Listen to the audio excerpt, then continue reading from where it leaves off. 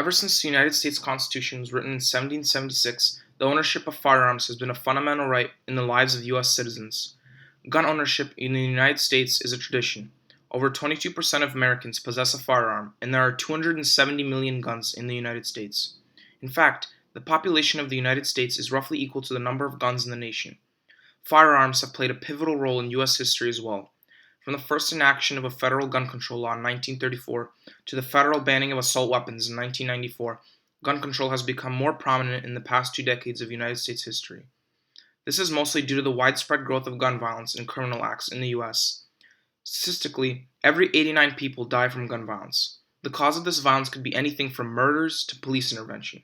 In fact, as I am speaking right now, the worst mass shooting in U.S. history is being uncovered in Orlando, Florida. This has been a horrific massacre in which gun control has not played its designated role. Recently, politicians and U.S. citizens have taken sides in this controversial issue, creating heated debate between the two opposing sides, anti-gun control and pro-gun control. Whilst pro-gun control supports gun control or even the banning of firearms, anti-gun control supporters attempt to restore the fundamental right of gun ownership into society. Nowadays, gun control is an extremely controversial topic which is constantly being sparked by gun violence and the economic effects of firearms on the United States. Recently, gun violence has been on an increase and many people are becoming involved. First off, the number of victims from these schools and acts of violence in the recent years can be described as incomprehensible for most people. Millions of innocent U.S. citizens are constantly at risk of gun violence, especially in crime-ridden cities around the United States. A good example of this is the city of Detroit, Michigan. This year, so far, there has been over 200 gun-related murders in Detroit.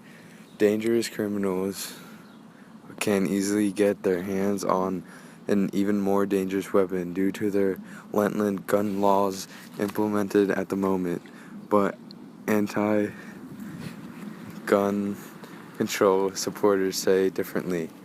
They say that the people behind the weapons does the damage. These supporters want more regulations with mental unstable individuals trying to purchase weapons.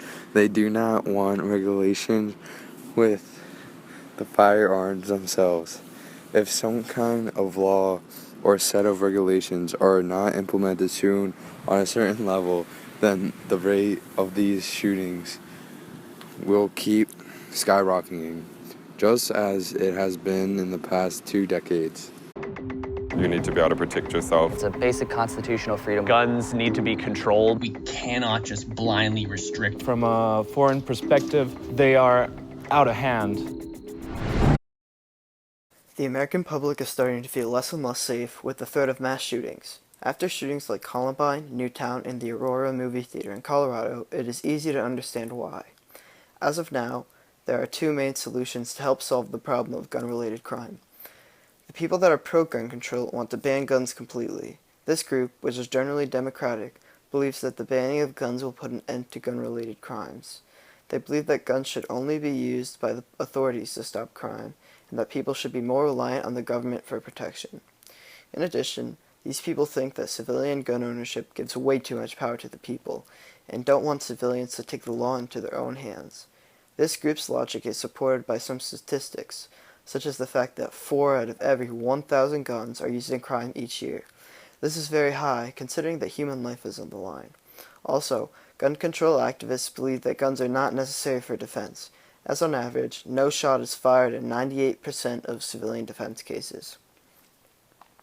On the other side of the spectrum, there is the group of people that believe that civilian gun ownership is a benefit to society and is necessary for self-defense.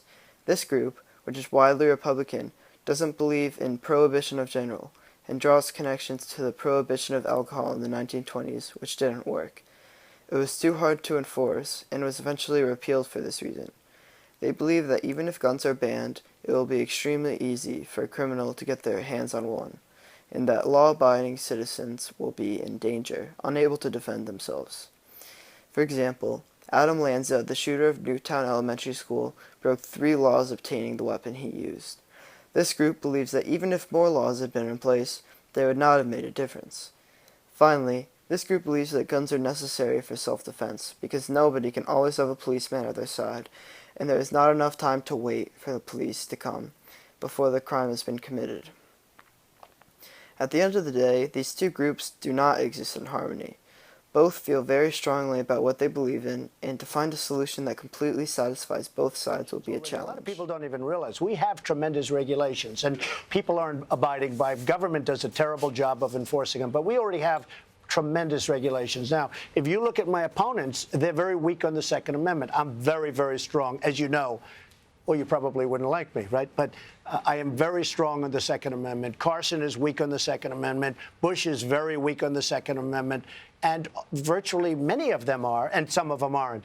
But I'm very strong for the Second Amendment. No, I would not do anything. But you have to enforce what you have right now. And there are plenty right now. We can't get a vote in the Congress to prohibit people who are on the no-fly list from being able to buy a gun in America. Now, if you're too dangerous to fly in America, you ought to be too dangerous to buy a gun in America. And so I think more people are getting frustrated by, the refusal of representatives to stand with the majority of Americans, the majority of gun owners, and take on the gun lobby. I'm not saying any of this is easy because they are incredibly powerful. They intimidate people. They really try to make anybody who bucks them pay a political price. Since mass shootings and gun-related crimes started to become more common, U.S. citizens and politicians have been trying to come up with some sort of mutual solution to the gun control controversy. The government has been thinking about this issue for some time and believe that they have found some solutions. The government believes that the U.S. should provide more background checks and stricter ones to make sure guns don't fall in the wrong hands. This is only one of the possible solutions provided.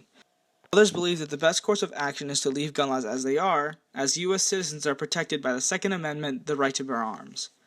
Also, many people believe that restricting firearms will not stop gun-related crime. Although 85% of people are voting for more background checks, the strongest solution must hit 2 points: stricter background checks as well as shutting down the black market for weapons. This solution seems to be the best option because it appeals to both sides of this argument. Gun control supporters get their increase in background checks, while gun control opponents are not deprived of their rights. However, there are some setbacks to this solution. Some gun owners may have a limit on the number of weapons they can purchase, resulting in large firearm companies losing money and possibly going out of business, hurting the economy, as well as expected protests from the gun activists who will argue that their rights are being stripped from them and that the background checks are violations of privacy.